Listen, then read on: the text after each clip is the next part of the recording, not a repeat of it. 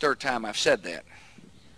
I'll probably say it 3 more times. See, in my line of work, you got to keep repeating things over and over and over again for the truth to sink in, to kind of catapult the propaganda.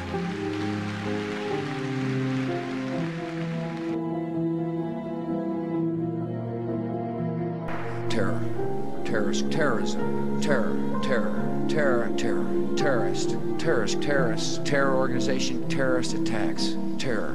Terrorism, terrorist network, terrorist attacks, terrorist group, terrorists, terrorist, terror, terror, terrorist, terrorist, terrorists, instruments of terror, terror network, terror cells, terrorists, terrorizing terror and murder, terrorism, terrorists, or terrorists, a tool of terror and torture.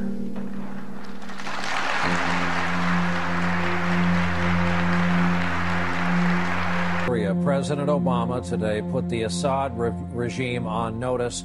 Do not use chemical weapons or there will be direct consequences. The Assad regime might be making preparations of some kind with its large stockpile of chemical weapons.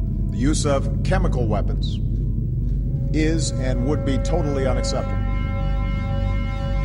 And if you make the tragic mistake of using these weapons, there will be consequences, and you will be held accountable. But if he uses chemical weapons, he will have crossed a red line. Weapons, weapons, weapons, weapons, weapons of terror, terrible weapons, weapons of mass destruction, chemical weapons, weapons, weapons of mass destruction, dangerous weapons, even more dangerous weapons, biological weapons, chemical agents, chemical weapons.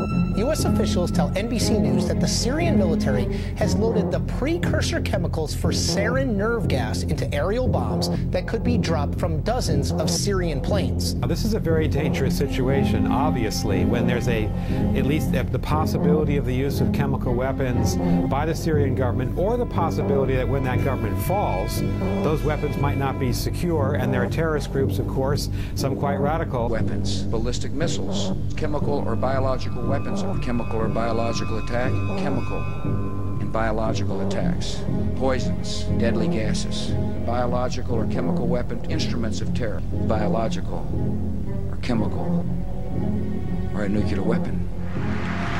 Thanks for coming. He is finished in Syria. There is no way he's going to emerge victorious, and the only options for him are to lose and lose his life in most probability, or to leave Syria. And with his latest problem with chemical weapons, this civil war has to be brought to an end. That chemical weapons are the red line on Syria. Chemical weapons. There will be consequences if the Assad regime makes a terrible mistake by using these chemical weapons on their own people. Use chemical weapons, but if they do, if they use it against rebel groups, I think there'll be tremendous pressure on the part of everyone around the world to see the United States, Turkey, maybe a coalition of countries intervene in that very limited sense to try to stop the use of chemical weapons. The last thing in the world we would want to see is this nightmare scenario of a terrorist group with weapons of mass destruction. Another possibility that could possibly in the future lead to the introduction of American military forces. Chemical weapons changes everything in this calculation. It's a very decisive and very dangerous moment.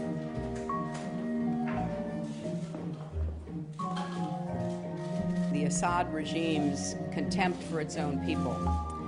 The regime empty promises and horrific violence, torturing opposition leaders, laying siege to cities, slaughtering thousands of unarmed civilians, including children. To Iran, brutal and unjust crackdown.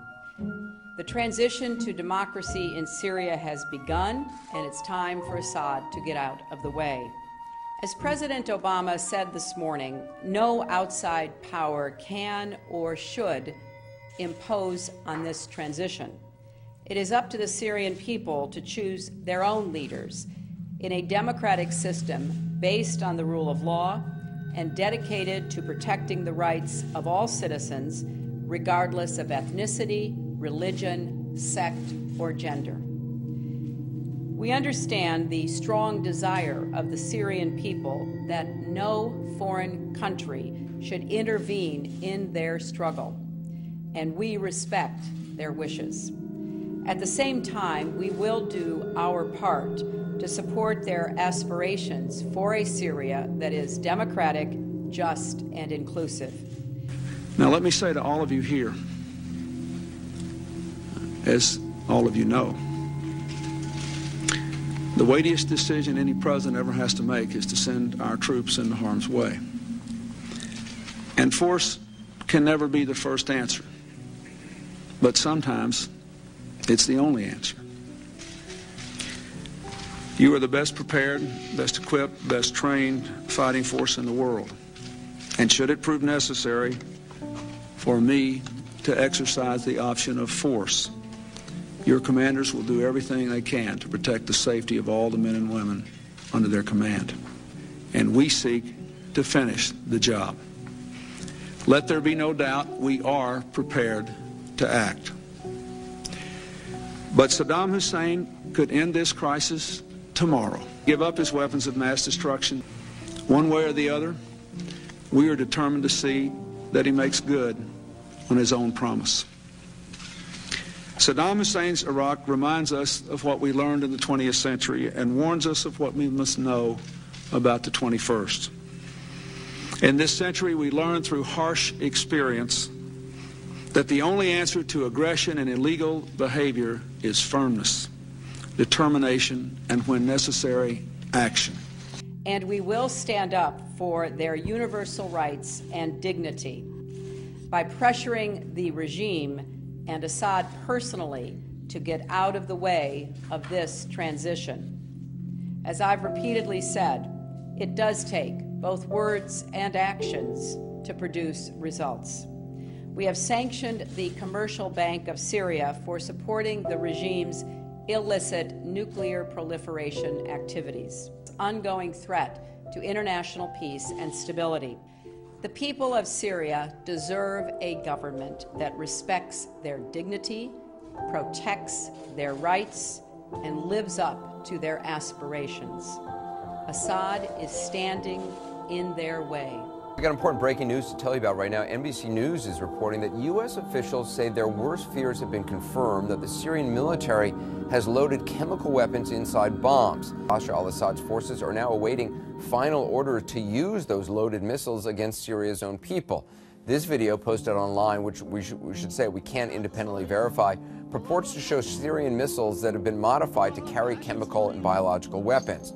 Now, obviously, this is a sobering development, a situation that seems to be getting worse, by the day. I mean, if the U.S. military is going to act to prevent Assad from gassing his own people, it would seem if they've loaded this stuff into weapons, the time to do it would be at hand. And if this turns out to be true, even if not, the U.S. military, the CIA, in a full-blown effort to collect every piece of intelligence they can about what is going on with the chemical weapons and develop a targeting strategy if it were to come to that. They're targeting options for the president.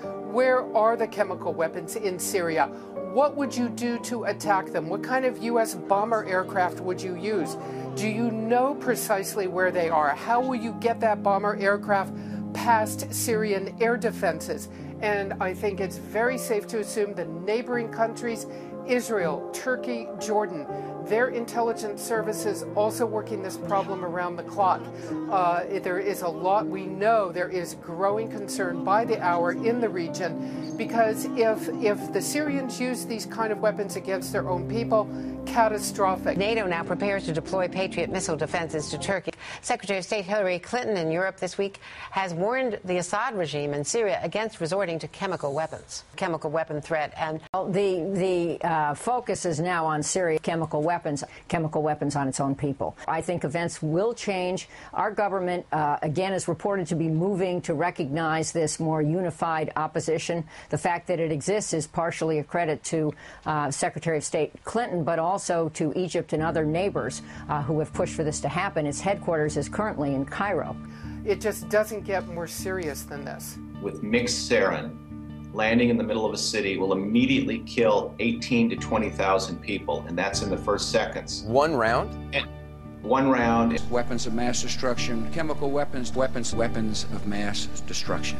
dangerous weapons to even more dangerous weapons, biological weapons, chemical agents, chemical weapons. There are new concerns this week that the Assad government is moving closer to the use of chemical weapons.